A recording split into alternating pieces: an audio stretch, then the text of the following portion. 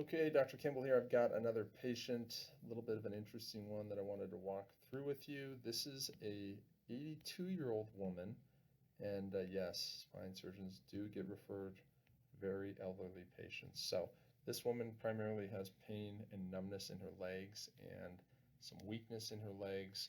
She didn't want surgery, but she's experiencing some pretty good dysfunction. I'm going to walk you through her pictures, some MRI scan, and then some x-rays.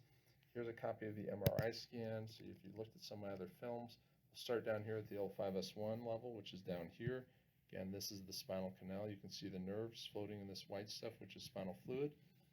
No real stenosis or narrowing at that level, but you can see up at here at L4-5, there's a slipped disc or spondylolisthesis and a major waistline, super severe. In fact, this is probably one of the most severe stenoses that I've ever seen. So yeah, that is rough. All those nerves, these little dots, are getting crammed into this tiny little space right here.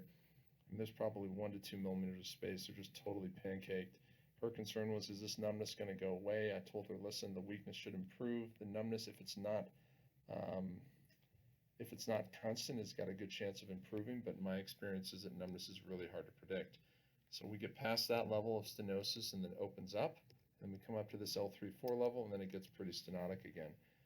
She went to another spine surgeon.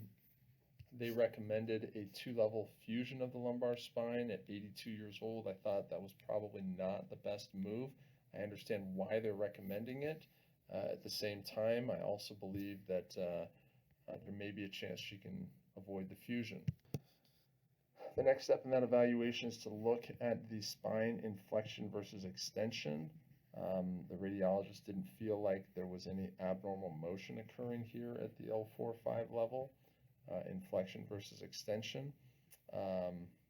So I'm pretty comfortable that she is not going to move, or that she has a good chance of not moving. She could be considered a candidate for laminectomy alone. If you review the scientific literature, if the slip is not moving, then there is a possibility that people can do really, really well without fusion of the lumbar spine, especially in this 82-year-old woman who does not have a lot more life expectancy.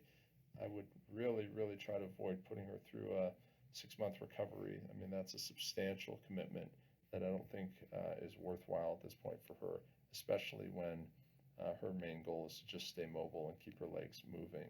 She doesn't have any low back pain at this point. It's just leg weakness and numbness. Interestingly, this patient did undergo, I got a little video clip here, this procedure that I'm showing you called the Vertiflex, where a little stab incision is made in the back, and through that tiny incision, this little metal expandable spacer is placed through the skin and through this interspinous ligament into this space to try to prop open the vertebrae. On her, she had one done at the L4-5 level, and then again at the L3-4 level, the 2 levels of interest. She got 0 relief from this. I know there's some FDA studies showing some efficacy here. My experience thus far has been very watching patients that have done it. I've never performed the procedure in full disclosure, but I've seen some patients that have had fractures to this bone, some patients where this has been placed and then it kind of shifts, and then they lose the benefit.